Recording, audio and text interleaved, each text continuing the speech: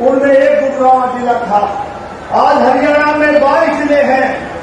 जो जिले आज से 15-20 साल पहले बने, उन जिलों में भी वो विकास के काम हुए जो गुड़गांव में नहीं हो पाए। जो मुख्यमंत्री बनता था वो अपने जिले में, आसपास के जिले में विकास करता था। ये वो गुड़गांव जिला जो हरियाणा के खजाने में सबसे ज्यादा पैसा देता है, रोजगार में और विकास में वंचित रहा। लेकिन मुझे याद है 2014 में भारतीय जनता पार्टी की सरकार बनने के बाद आपने गुड़गांव में मीटिंग ली हरियाणा पैलेस में, और सभी विधायकों से, मुख्यमंत्री से आप कह के गए कि भाई नौकरियां जो है वो 25-25 मत करो, योग्यता के आधार पर नौकरी दो। थोड़ा सा समय तो हमें भी लगा लोगों को समझाने में, लेकिन आज मैं कह सकता हूं कि इस 25-25 के चक्कर से बच के सबसे ज्यादा जो नौकरी लगी है वो दक्षिण हरियाणा के लोगों बच्चों में लगी है। लोग बच्चे तो हमारे पहले भी थे, लेकिन हमारी 25-25 सिफारिश नहीं थी, इसलिए हमारे बच्चे नहीं लगते थे। आज हमारे इन 10 सालों में हर गांव में 20 से 70 तक व्यक्ति लगे हैं कि योग्य बच्चे लगे हैं। लेकिन विकास हमारा उतना नहीं हो पाया जितना पहले होना चाहिए था। जो मुख्यमंत्री बना उसने अपने इलाके का विकास किया। भाजपा की सरकार बनने के बाद सबका साथ, सबके विकास पर खर्च हुआ, और गुड़गांव में हमने बहुत विकास के काम किए। यूनिवर्सिटी बनाई, मेडिकल कॉलेज बनाए, बहुत से एक्सप्रेस वे बनाए, अंडरपास बनाए, बहुत कॉलेज बनाए। लेकिन पिछली बार 2019 में भाजपा की सरकार नहीं बनी, 2 दलों की सरकार बनी, और साझेदारी के काम में जैसा होता है वैसा इस गुड़गांव जिले में भूखता है। यहाँ विकास का काम नहीं हुआ, सड़कों में गड्ढे नहीं। मुझे कहने में संकोच नहीं कि इस गुड़गांव जो हरियाणा के खजाने में सबसे ज्यादा पैसा देता है, इन 5 सालों में विकास से वंचित रहा। लेकिन भाजपा की तरफ हरियाणा का, दक्षिण हरियाणा का आम आदमी देखता है कि जो यदि विकास दक्षिण हरियाणा में कर सकती है तो भाजपा ही कर सकती है। आज का ये दर्शा आपको ये दर्शाता है कि हरियाणा में चाहे कोई नतीजा है, ये दक्षिण हरियाणा की तकरीबन सीट भारतीय जनता पार्टी की झोली में जाएगी, और देश का नाम नरेंद्र मोदी जी ने दुनिया में किया है। मुझे विदेशों में घूमने का बहुत बड़ा अवसर मिला। 2014 से पहले नहीं जाता था, 2014 के बाद भी गया हूं। जो मान सम्मान 2014 से पहले हमें नहीं मिलता था इंडिया वालों को, मोदी जी की सरकार बनने के बाद हर भारतीय को गर्व से कहने में कोई बोझ होता कि हम भारतीय हैं, ये मोदी जी की, भारतीय जनता पार्टी की देन है। आज लोग विश्वास करते हैं, आम आदमी ये सोचता है कि हमारी सरकार है। मैं आपका आने पर बहुत बहुत क्योंकि आपने आगे नागर चौधरी जाना है, ज्यादा समय नहीं होगा। एक बार फिर सब जनता से मैं अपील करता हूं कि मैं बादशाहपुर नहीं, 5 तारीख को वोट पड़ती है।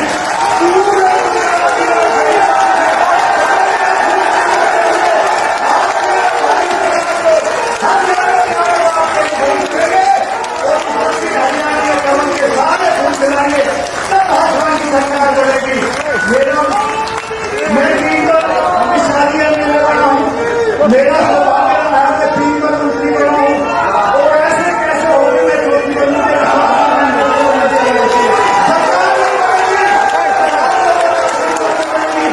भाजपा की सरकार फिर देना चाहिए।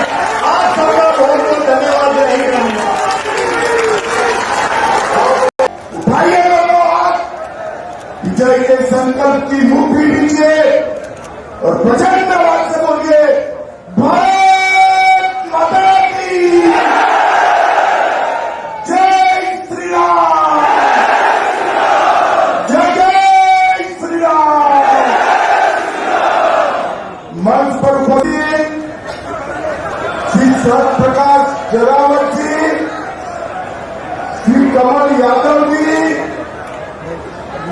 श्री संदीप जोशी जी, हमारे प्रभारी सुरेंद्र नागर जी, और आज जिनको जिताने के लिए मैं आया हूं, बादशाहपुर, पटोरी और सोना के हमारे तीनों प्रत्याशी आगे आओ भाई, जरा तीनों लोग जरा जोर से ताली बजाओ मेरे मित्र और आपके प्रत्याशी राव नरवीर सिंह, बहन बिमला देवी और तेजपाल की कंवर, तीनों को प्रचंड बहुमत से जिताना है। और इसलिए आज बादशाहपुर में इतनी बड़ी संख्या में आप लोग आए हो। सबसे पहले मैं शीतला माता को प्रणाम कर मेरी बात की शुरुआत करता हूं। यहां आया हूं तब राजा राव तुलाराम जी, जिन्होंने सन 57 की क्रांति में भारत माता के लिए अपना बलिदान दिया, राव तुलाराम जी को प्रणाम कर मेरी बात की शुरुआत।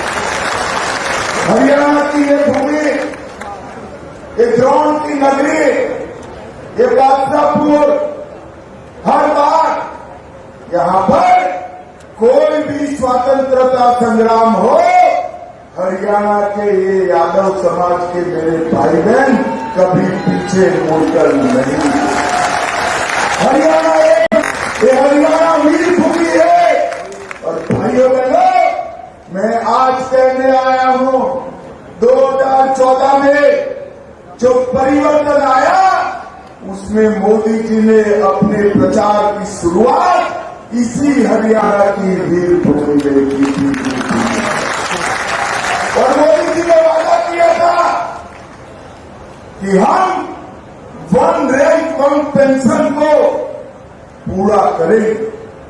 40 साल से कांग्रेस पार्टी की 3 पीढ़ियां, इंदिरा गांधी, राजीव गांधी और मनमोहन सोनिया, इन लोगों ने सेना का सम्मान नहीं किया। 1 रैंक 1 पेंशन को पूरा नहीं किया। हरियाणा वालों, बादशाहपुर वालों, आपने मोदी जी को प्रधानमंत्री बनाया। मोदी जी ने 1 रैंक 1 पेंशन का वादा किया। और आज मैं आपको कहने आया हूं कि 1 रैंक 1 पेंशन का तीसरा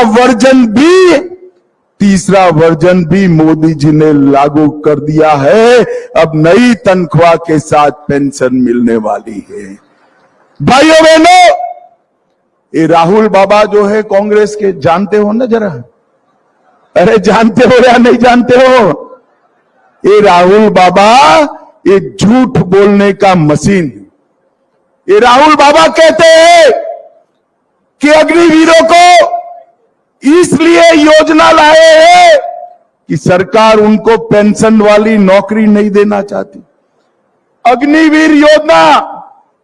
अग्निवीर योजना केवल और केवल हमारी सेना को जवान रखने के लिए बनाई रही।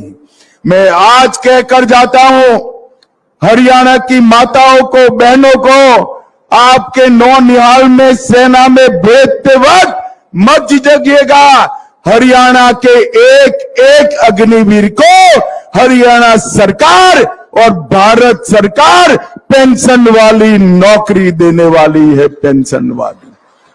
और मैं आज बादशाहपुर में कहकर जाता हूं, 5 साल के बाद कोई अग्निवीर ऐसा नहीं होगा जिसके पास पेंशन वाली नौकरी नहीं होगी। किसी को डरने की जरूरत नहीं है। भाइयों बहनों, 3 अक्टूबर को माता रानी का त्योहार शुरू हो रहा है, नवरात्रि शुरू हो रही है और 5 अक्टूबर को आपको वोट डालना है। 5 अक्टूबर को वोट डालते वक्त ये शक्ति का अपमान करने वाले राहुल बाबा और उसकी कांग्रेस पार्टी को जवाब देना है। और ये तुष्टीकरण में अंधे हुए हैं। मुझे बताओ बादशाहपुर वालों, अयोध्या में राम मंदिर बनना चाहिए था या नहीं बनना चाहिए था? जोर से बोलो, बनना चाहिए था या नहीं बनना चाहिए था? एक गर्व से कहते हैं हमने अयोध्या के विचार को हरा दिया। राहुल बाबा, सीटों पर हार जीत तो होती रहती है, आप इसको रामलल्ला के अपमान के साथ मत जोड़ो। आपकी पार्टी ने 550 साल से रामलल्ला टेंट में थे, अस्थाई मंदिर में थे, कुछ नहीं किया। मोदी जी ने भूमि पूजन भी किया, मंदिर भी बनाया और प्राण प्रतिष्ठा करने का काम भी कर दिया। भाइयों बहनों, हमने ये जो जवाब राहुल गांधी दे रहे हैं, इसका जवाब देना है। राव नरवीर बता रहे थे, यहां पर सरकारें चलती थी, गुड़गांव का विकास नहीं होता था। नरवीर साहब, गुड़गांव छोड़िए, यहां कांग्रेस की जो सरकारें आती थी वो केवल और केवल एक जाति और एक जिले का विकास करती थी। 2014 में हरियाणा वालों ने भाजपा सरकार बनाई। ये 10 साल में हमने 36 बिरादरी और पूरे हरियाणा का विकास करने का काम किया है। पूरे हरियाणा का पहली बार हरियाणा ने पूरे हरियाणा की 36 बिरादरी की चिंता करने वाली सरकार दी। पहले एक सरकार आती थी तो एक जिले का विकास होता था और गुंडागर्दी बढ़ जाती थी। दूसरी सरकार आती थी, दूसरे जिले का विकास होता था और करप्शन बढ़ जाता था। ये हुड्डा साहब की सरकार थी। दलाल, डीलर और दामाद वो चरम सीमा पर थे। मेरे गुड़गांव की सैकड़ों एकड़ जमीन दिल्ली के दामाद को धनवान बनाने में बर्बाद कर दी। हुड्डा साहब, आज भी आपके लोग तैयार हो गए हैं। अभी मैं व्हाट्सएप पर देख रहा था, एक प्रत्याशी कहता है मुझे विधायक बना दो, मेरे हर समर्थक को 50-50 नौकरियां दूंगा। कैसे दोगे भाई? नियम है या नहीं है? और आप आपके समर्थक को दोगे तो हरियाणा की जनता क्या करेगी? भाइयों बहनों, कांग्रेस का जब शासन आता है, खर्ची और पर्ची से नौकरी देने का काम होता है। खर्ची और पर्ची से। भारतीय जनता पार्टी की सरकार आई, हमने हरियाणा में 1.5 लाख लोगों को नौकरी दिया। ना खर्ची ना पर्ची, कोई दलाल की जरूरत नहीं है। कांग्रेस के जमाने में नौकरी देनी हो तो घूस देनी पड़ती थी। इनके दल्ले आ जाते थे, दलाल आ जाते थे, घूस मांगते थे। भारतीय जनता पार्टी ने सरकार बनाकर ऐसा शासन दिया कि डाकिया 51 रुपए का सगुन लेकर युवाओं को अपॉइंटमेंट लेटर डाकिया ही दे जाता है, कहीं जाने की जरूरत नहीं। भाइयों बहनों, हमने तय किया है, आप भाजपा की सरकार बना दो, हम 5 लाख युवाओं को, फिर से मैं कह रहा हूं, 5 लाख युवाओं को 5 साल में खर्ची और पर्ची के बगैर नौकरी देने का काम भारतीय जनता पार्टी। मैं अभी हमारे हरियाणा में नया ट्रेंड देख रहा हूं। हथीन से लेकर थानेसर तक और थानेसर से पलवल तक कांग्रेस के मंचों पर पाकिस्तान जिंदाबाद के नारे लग रहे हैं। मैं पूछना चाहता हूं राहुल बाबा को, ये आपकी पार्टी के नेता, आपके कार्यकर्ता पाकिस्तान जिंदाबाद के नारे लगा रहे हैं, क्यों चुप हो भाई? क्यों चुप हो? क्यों नहीं रोकते? तुष्टीकरण में कांग्रेस पार्टी अंधी हो गई। मुझे बताओ बादशाहपुर वालों, ये कश्मीर जो है हमारा है या नहीं है? अरे अंत तक बताओ, दूर तक, कश्मीर हमारा है या नहीं है? धारा 370 जानी चाहिए थी या नहीं जानी चाहिए थी? ये कांग्रेस पार्टी और राहुल बाबा कश्मीर में सरकार बनाने के लिए कहते हैं हम धारा 370 को वापिस लाएंगे। राहुल बाबा, एक गुरु की नगरी में, एक बादशाहपुर में मैं कहकर जाता हूं, आप तो क्या, आपकी 3 पीढ़ी भी 370 को वापिस नहीं ला सकती। कश्मीर हमारा है। ये कश्मीर में फिर से कश्मीर का झंडा लाना चाहते हैं। भाइयों बहनों, मैं आज कहकर जाता हूं, जब तक मोदी सरकार है, कश्मीर में एक ही झंडा फहरेगा, हमारा तिरंगा फहरेगा और कोई झंडा नहीं। भाइयों बहनों, कश्मीर की रक्षा के लिए मेरे हरियाणा के जवानों ने बड़ी कुर्बानियां दी हैं और वो कुर्बानियों को हम जाया नहीं जाए देंगे। भाइयों बहनों, अभी अभी कांग्रेस का जो चुनाव आता है, ढेर सारे वादों की बारात लगा देते हैं। हम ये देंगे, हम वो देंगे, हम फला देंगे, हम ढिका देंगे। हिमाचल,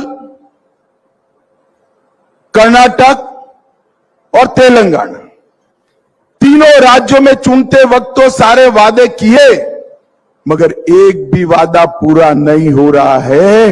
राहुल बाबा की सारी गारंटियां फूस हो गई है, फूस। और हिमाचल सीएम ने कहा ये तो संभव ही नहीं है। भैया, हमें भी संभव नहीं है मालूम है। आपने वादा क्या किया, वादा क्यों किया था? भाइयों बहनों, हम ऐसा कोई वादा नहीं करते जो हम पूरा न कर पाए।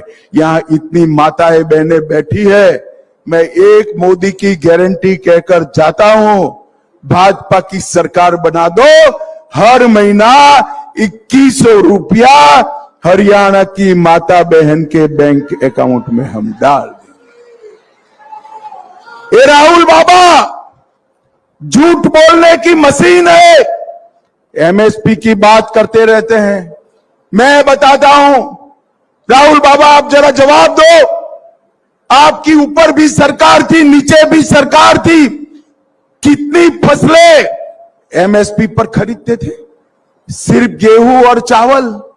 और आज भारतीय जनता पार्टी की सरकार ने तय किया है 24 फसलों का दाना दाना भारतीय जनता पार्टी खरीद कर लेगी, दाना दाना। बाजरे की एमएसपी 3000 कर दी, सरसों की एमएसपी 5600 रुपया कर दी। राहुल बाबा, आपसे 2 गुना 2.5 गुना करी है और आप तो खरीदते भी नहीं थे, हमने खरीदने का काम किया है। दान